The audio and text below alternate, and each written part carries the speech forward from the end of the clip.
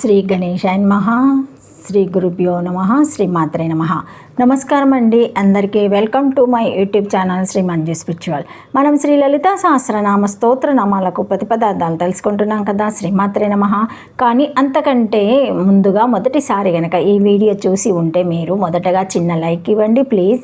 Share చేయండి, నచ్చితే subscribe చేసుకోండి, కామెంట్ పెట్టండి.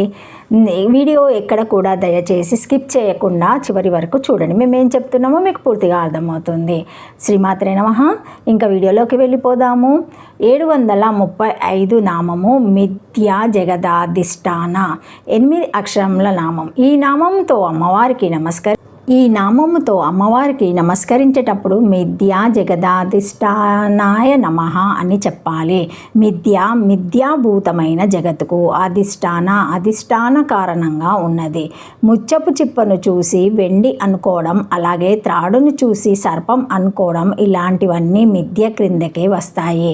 వెండి అనుకోవడానికి ముత్యపు చిప్ప అధిష్టాన కారణం అవుతుంది. అలాగే పాము అనుకోవడానికి త్రాడు అధిష్టాన కారణం అవుతుంది.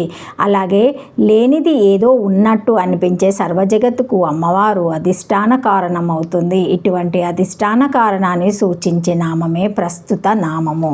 మిథ్య అనేది తప్పు, ఫాల్స్ కాదు. అది కేవలం కట్టుబాటు చేయబడిన, అంటే కొన్ని నియమ నిబంధనలకు లొంగుబాటు చేయబడిన సత్యం. భగవంతుడు ప్రసరింపజేసింది మాయ, అయితే మానవుడు కల్పించుకున్నది మిథ్య. దేని వలన మోహం పుడుతుందో అక్కడ మిథ్య ఉంటుంది. సగటు మనిషికి మిథ్య లేనిదే బ్రతుకు లేదు, ఎందుకంటే మోహం లేకుండా ఉండలేడు కాబట్టి. అయితే మాయ వల్ల భగవంతుడు దూరమైనట్టు కనబడతాడనుకోవడం తప్పు. భగవంతుడు దూరం అవ్వడం వల్లనే మాయ వర్తిస్తుంది. అవ్యక్తాదీని భూతాని వ్యక్త మధ్యాని భారత అవ్యక్తావిధ నాణ్యాన తత్ర కాపారి దేవన. గీతాలోనేది 28వ శ్లోకము. కోట్లన్నీ పుట్టడానికి పూర్వము కనబడవు, పుట్టిన తర్వాత దేహంతో కనబడతాయి, మళ్ళీ మరణించిన తర్వాత కనబడవు. అట్టి వానికై శోకించడం దేనికి అని ఈ శ్లోకం అర్థం. సృష్టిలో జీవులు ఇలా శరీరంలో ఉన్నట్లు కనబడడమే మిథ్య. ఈ మిథ్యకు కారణం అమ్మవారు. ఈ జగత్తులోకి అమ్మవారు ఆకార పరిమాణ నామరూపాదులుగా దిగి వస్తూ ఈ మిథ్యా జగత్తును అధివాసించి ఉంటుంది. వీటినన్నిటిలోనూ చివరకు మిగిలేది ఏ ఒక్కటైతే ఉందో అది సత్యం. ఆ సత్యమే అయ్యవారు. మిథ్యాభూతమైన జగత్తుకు అధిష్టాన కారణమని ఈ నామాన్ని మనం అర్థం చేసుకోవాలి.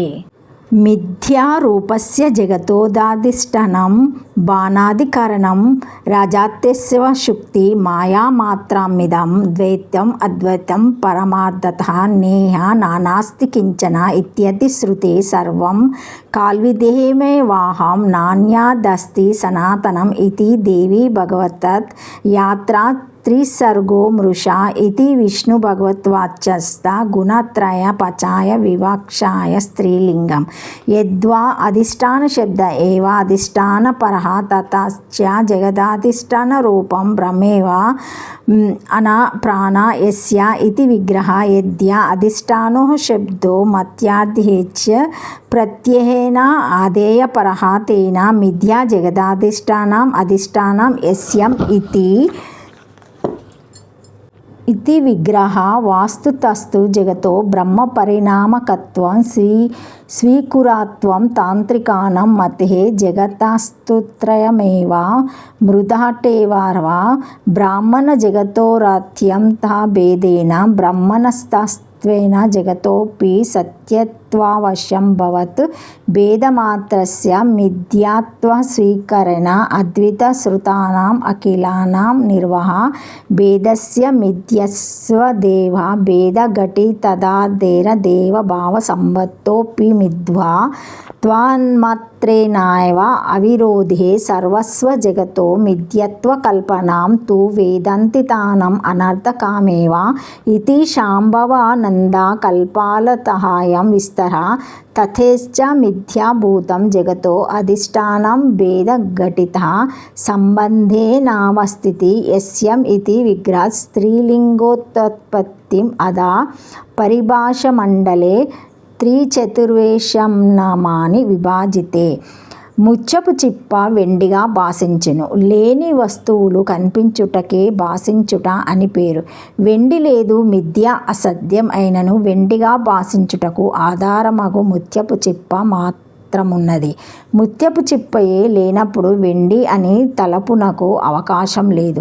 కనుక అసత్యమగు వెండి ఉన్నట్లు భాషించుటకు ముత్యపు చిప్ప ఆధారమైనది. అట్లే జగత్తు మిథ్య అసత్యం లేనిది. అట్టి జగత్తు ఉన్నట్లు భాషించుటకోక ఆధారం ఉండవలెను. ఆ ఆధారము పరమాత్మ కనుక లేని జగత్తు భాషించుటకు ఆధారమగుటచే దేవి పరమాత్మ స్వరూపురాలు. పరమాత్మ స్వరూపురాలగు దేవి యందు జగత్తు ఉన్నట్లు భాషించుచున్నదని తాత్పర్యము. వేదములో ద్వైతమంతయు మాయచే కల్పింపబడినది. యథార్థము మాత్రమాద్వైత్వము అనియు ఇక్కడ నానాత్వము లేదనియు గలదు. దీనిని బట్టి పరమాత్మ కంటే రెండవదగు జగత్తు లేదనియు మాయాకల్పితమనియు పరమాత్మ ఒక్కడే యథార్థమనియు అర్థం వచ్చినది. దేవి భాగవతంలో ఈ కనిపించు జగతంతయు ఆత్మయే గాని ఆత్మ కంటే సనాతనమైనది మరి ఒకటి లేదని గలదు. విష్ణు భాగవతంలో కూడా పరమాత్మ యందు సత్వర రజస్తో గుణత్రయత్మగు సృష్టి అంతయు మిథ్య అని గలదు. గుణత్రయము యొక్క సృష్టి అసత్యమని తలిచినప్పుడు గుణత్రయమునకు ఆపచయము క్షయము కలిగినది అని భావము. గుణత్రయపచయమందు స్త్రీలింగము కలుగునని వెనుక నామంలో చెప్పబడినట్లు ఇక్కడ స్త్రీలింగము కలిగినదని తెలియవలెను. లేదా అధిష్టాత ప్లస్ ఆనా అని పదేచ్ఛేదనమును చేసి అధిష్టాన శబ్దమునకే అధిష్టానము ఆధారమని చెప్పుకొనొచ్చో మిథ్యా జగదాష్టిష్టియముగా పరమాత్మ అని అర్థము వచ్చును. తర్వాత ఆనా అనగా ఆనా పరమార్థము. ఈ పద్ధతిని విగ్రహవాక్యమును చెప్పుకొనొచ్చో పరమాత్మయే ప్రాణముగా గలదని అర్థము వచ్చును.